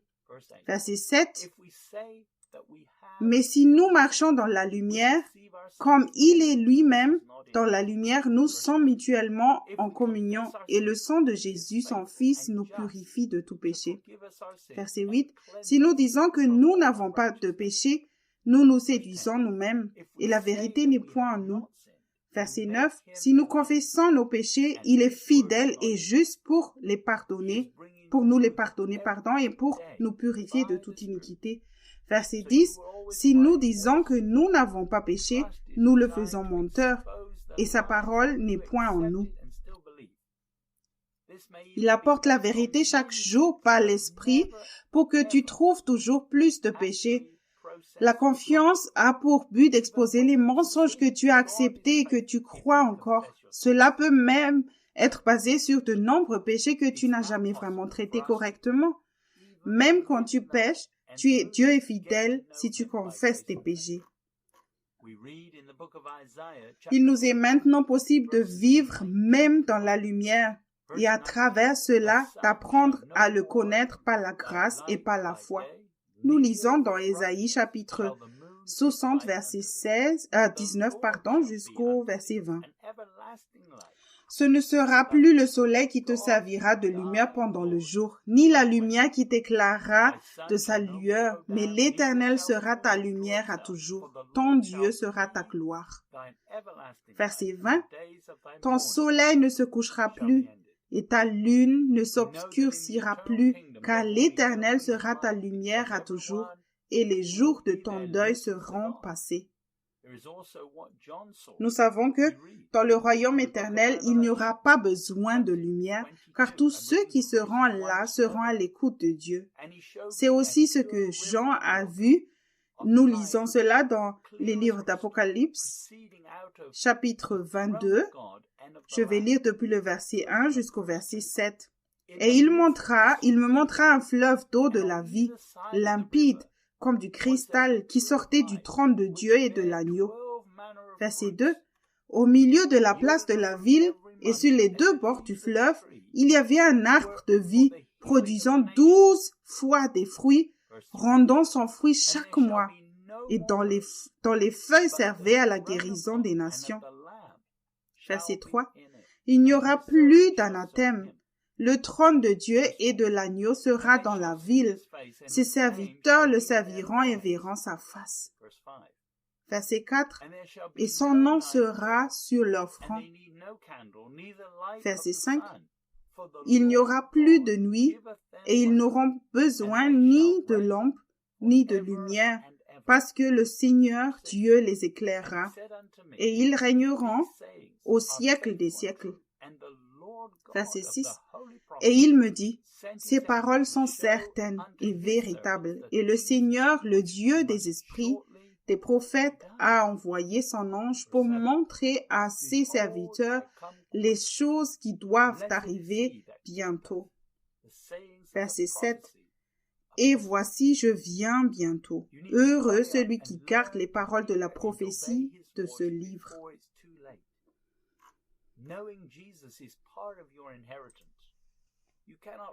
Tu dois te dépêcher et apprendre à entendre et à obéir à sa voix avant qu'il ne soit trop tard. Connaître Jésus fait partie de ton héritage. Tu ne peux pas gouverner et régner avec lui si tu vis encore dans les ténèbres en utilisant ta pensée. Dieu prendra soin des siens. Les imperfections seront enlevées s'il est le Seigneur de ta vie. En entendant, sa gloire peut encore briller à travers toi par la foi. Paul dit dans 2 Corinthiens chapitre 3 verset 18, « Nous tous qui, le visage découvert, contemplant comme dans un miroir la gloire du Seigneur, nous sommes transformés en la même image de gloire en gloire comme par le Seigneur l'Esprit. » Si tu veux entendre, connaître et suivre Jésus, je te recommande ce livre « Mes brebis entendent ma voix » de Joseph Hitchcock. Si tu veux prendre un nouveau départ, prendre la décision de commencer sur le chemin étroit avec une repentance quotidienne et régulière, alors je peux te conseiller le livre « Réveillez-vous ». Le temps touche à sa fin, volume 1, Fondation pour une maturité spirituelle de Joseph Hitchcock. Ne laisse pas le diable te détourner de l'amour de la vérité. Si tu sais que tu as résisté à la vérité et que tu veux savoir pourquoi, alors je peux te recommander le livre « La prison dorée », l'édition révisée de Joseph Hitchcock.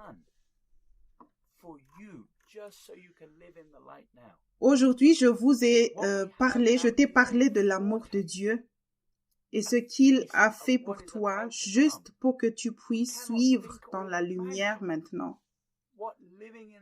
Ce que nous avons maintenant est juste un avant-goût de la grande fête qui viendra. Nous ne pouvons pas penser ou imaginer que vivre dans la lumière sera comme lorsqu'on le verra personnellement. Mais pour l'instant, tu peux jouir de ce dont j'ai parlé en vivant dans sa présence, en entendant sa voix chaque jour. Tu n'as pas besoin de réfléchir. Tu peux écouter et il peut te montrer de grandes choses. Mais il ne peut pas le faire si tu ne t'humilies pas, si tu ne marches pas dans cette humilité et si tu ne laisses pas être Seigneur. Le monde entier ne veut pas lâcher prise et laisser Dieu être Dieu sans charger. Il résiste à cette question de seigneurie. C'est un esprit de ce monde qui dit « Je dois garder le contrôle. Je dois garder le contrôle des choses. » C'est un esprit mondain. Et tu dois le rejeter. Tu dois rejeter cela, et venir à la lumière et croire que ton Père céleste t'aime. Laisse-moi prier avec toi et Père, je prie pour tous ceux qui ont écouté ce message, que tu leur as clairement parlé sur ce que signifie vivre dans la lumière, entrer dans le chemin étroit, vivre dans la vérité et recevoir cette vie qui en découle en demeurant en ta sainte présence. Père, je prie pour ceux qui l'acceptent maintenant et tu vas le multiplier et leur donner ce dont ils ont besoin quotidiennement, pour qu'ils soient plus légers pour les autres dans les jours à venir. Père, je te demande de multiplier ta grâce dans ces derniers jours selon ta parole, que tu feras briller cette lumière encore plus éblouissante, plus fort dans les jours où il fait de plus en plus sombre. Je prie et te demande, Dieu, pour cela, selon ta parole au nom de Jésus. Amen. C'est un merveilleux privilège de partager ces merveilleux messages avec vous et je prie qu'il ait touché votre cœur. Si vous souhaitez contacter le ministère, vous trouverez de plus amples informations à la fin ainsi qu'une liste de toutes les écritures que vous avez entendues aujourd'hui. Que Dieu vous bénisse. Merci beaucoup. Au nom de Jésus. Amen.